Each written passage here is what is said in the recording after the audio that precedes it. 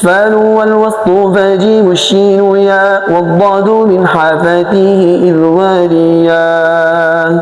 بسم الله الرحمن الرحيم. إنزل لسم درس موضوع أقسام الحروف. تاسو تر مخکې ویلو چې یو څو شیانو پېژندل هغه ضروري دي. هغې کې موږ ویلو د حرف تعریف، د حروفو تعداد، د حروفو اقسام، مخرج تعریف، مخارج اقسام او مخارج تعداد. هغې نه موږ په هغې ورځ باندې بیا دوه دانې بیان کړل چې د حرف تعریف او د حروفو تعدادو.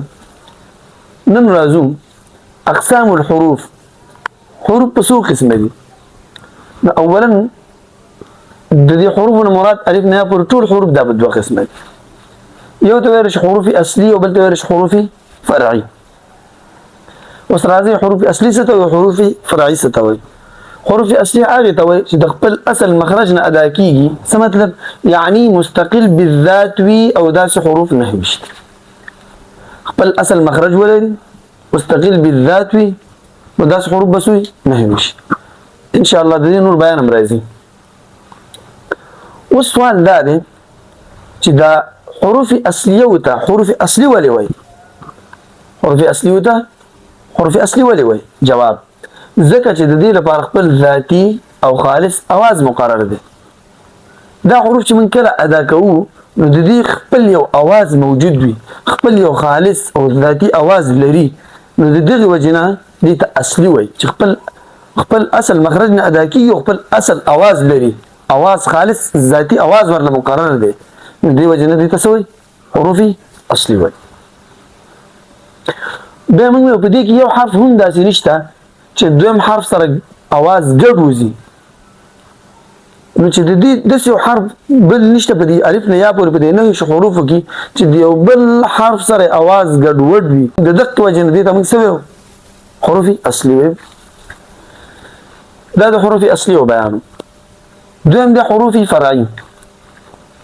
حروف فرعي څه وایي؟ هغه حروف چې د هغې لپاره مستقل مخرج نه وي، خاص مخرج نه لري یو، بلکې د دوو حروفو اصلیو په منځ کې ادا کېږي. خپل اصل مخرج نه لري، د دوو حروفو په منځ کې ادا کېږي.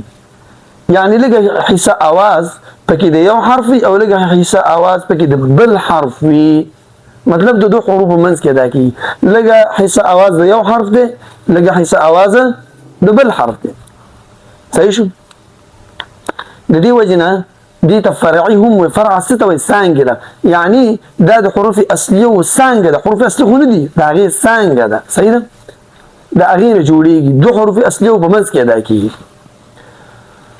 بیا دا حروف فرعي دوه قسمه دي. یو ته موږ وایو فصیحیه یا فصیحه، دویم ته وایو غیر فصیحه. غیر فصیحه څه ته وایي؟ چې د هغې په عربیت کې څه اشتباه وي چې دا عربي دی نه دی. نو داسې حروف په قرآن کې نشته. نو بس دا متروک البحث دی، موږ هم نه بیانو ځکه زموږ کار د قرآن کریم سره دی. هغه حروف بیانوو چې په قرآن کریم کې ذکر دي. دویم فصیحه. فصیحه څه ته وایي؟ چې د هغې په عربیت کې هېڅ اشتباه نه وي موجوده، خالص فصیح لفظ عربي وي. نو د دې وجې نه چې د هغې په عربیت کې څه اشتباه نه وي، خالص عربي وي. نو داسې حروف به شپږ دي. څو علماو اته بیان کړي دي، موږ شپږ ویو ځکه د تجوید تعلق به هم د شپږو سره دی. اول ته ویلی شي دا موږ نن اجمالا ویو، سبا له به موږ دا تفصیلا بیانوو. اول همزه مسهله، دویم الف مماله، دریم لام مفخمه، څلورم الف مفخمه، پنځم نون مخفات، شپږم میم مخفات او میم مدغم. ان شاء الله دا به سبا له په تفصیل سره بیان شي. دا بس یو درس دی. نو موږ تاسو ته هر درس کې وایو چې موږ تاسو سره وعده کړو چې موږ به جزري هم وایو.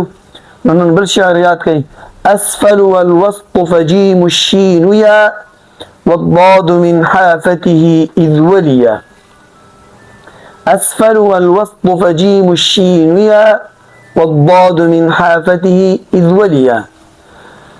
أسفل والوسط فجيم الشين يا والضاد من حافته إذ واليا.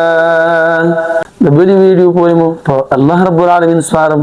السلام علیکم ورحمة الله وبرکاته.